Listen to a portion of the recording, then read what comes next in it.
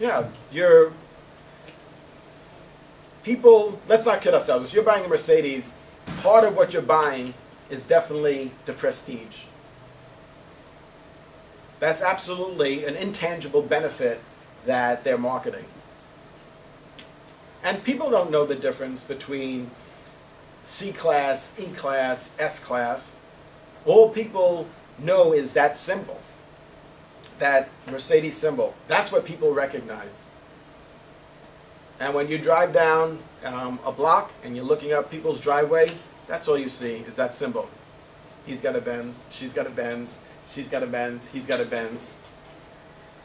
So now if you bought yours and you're like, well, wait a minute, I bought mine for $130. That's a problem. Yeah. You can't be all things to all people. If either you're a high-end luxury brand or you're not. If you want to reposition yourself and start selling cars at $30,000, okay, that's fine. But you can't also expect to sell cars $100,000 at a price tag that's $100,000 more than your lowest price model. Yeah, but it might not have the same features as the higher end $130,000 Mercedes. Like you might not have the wood grain, the heated seats, or the top of the line, leather. I mean, you'll have the Mercedes sign and symbol, but you can probably have, Hyundai parts. I don't know. So, but the thing is that true, but most people don't realize that. I mean, Hyundai just came out with a vehicle, a higher end vehicle that I saw it one time on the street. I couldn't even figure out what kind of car it was. It's a Genesis, Yeah. and they had no Hyundai symbol, and it looked like a Bentley or something. It actually looks like a 5 Series BMW. Yeah. But they use a different master brand. Hyundai? No, they just didn't put their labeling on. They didn't put the H sign on it. That specific H that they have. There was nothing, no. So if it just says Genesis, that means that they have a new master brand. No, we didn't even Oh, have that. no, on It's it. just a Hyundai Genesis. It's called a Hyundai. Yeah. But I think their strategy is different. They're trying to get the people that were buying $50,000 cars to buy the car at $30,000. So it's kind of the opposite of Mercedes. You're trying to alter people's perception. Right. Why doesn't you position themselves? Not really different, but because Hyundai is from the bottom and they're trying to come up, but Mercedes is from the top and they're trying to come down. I don't think they're trying Right. to come down, they're just coming down. So Hyundai, that's a good point. What they're trying to do is add value to their product and to charge more, to come out with a better product. They've been in the U.S. for a little more than 20 years or so. When they first introduced the Hyundai Excel, it was a $7,000 car that was with these little plastic parts. It was kind of like a toy car, almost.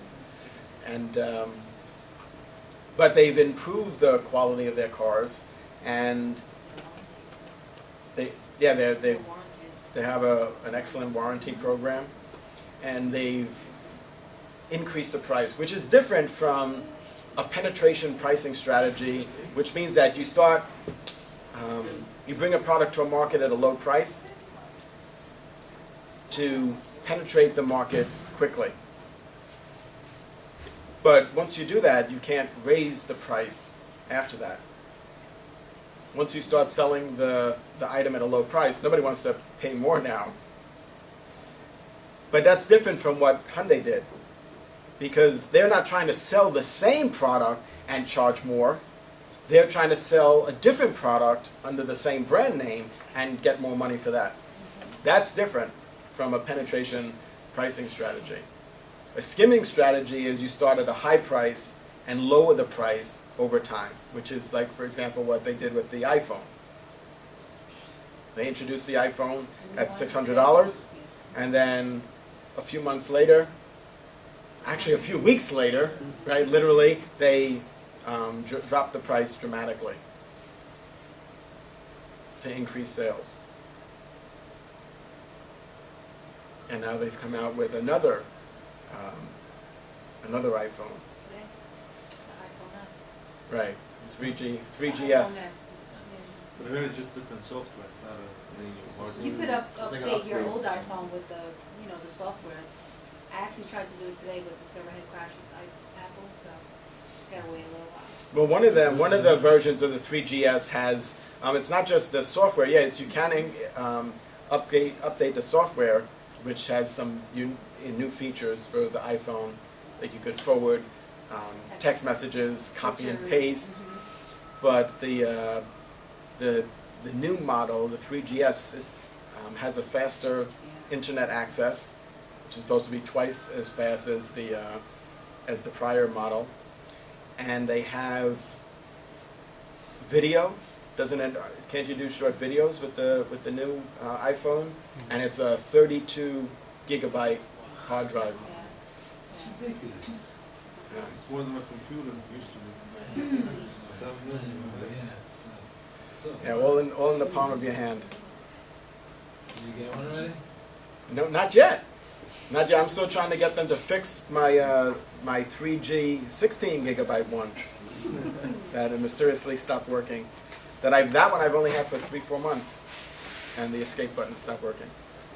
All right. So to recap, we said marketing is about creating, communicating, and delivering value. We said value is a function of price, quality, and benefits. And when we talk about some of the basic activities of marketing, there's 5 key activities in marketing. The first is to identify an unmet need in the marketplace. The second is to develop a product to meet that need. Third is to determine a price that the consumer is willing to pay.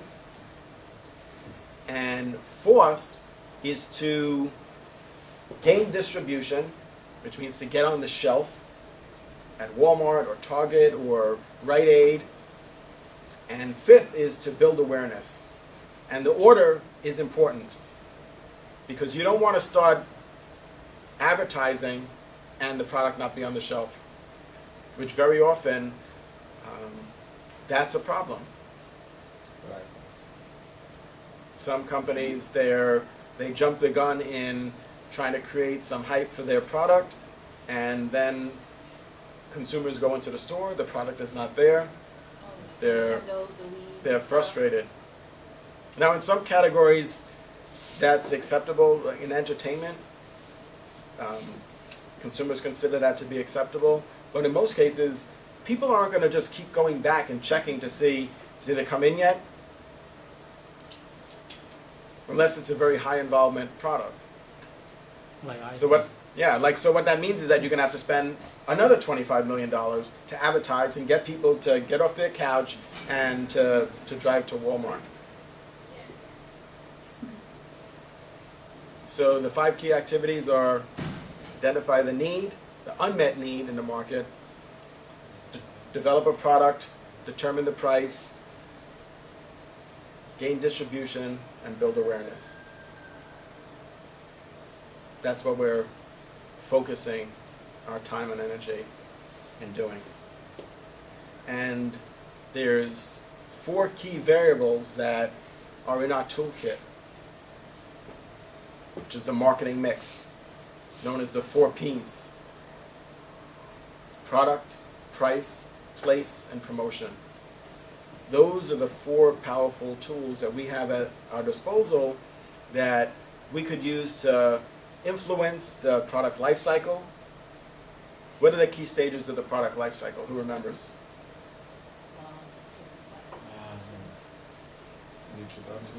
Introduction is the first stage. But before we get to maturity, growth, then maturity, decline, and obsolescence. Now, it's important for us to understand that model, even though the length of time that our product will spend in each stage will vary. The key takeaway is that us as business people, as managers and marketers, can influence that by changing the marketing mix. So, for example, what does that mean? how do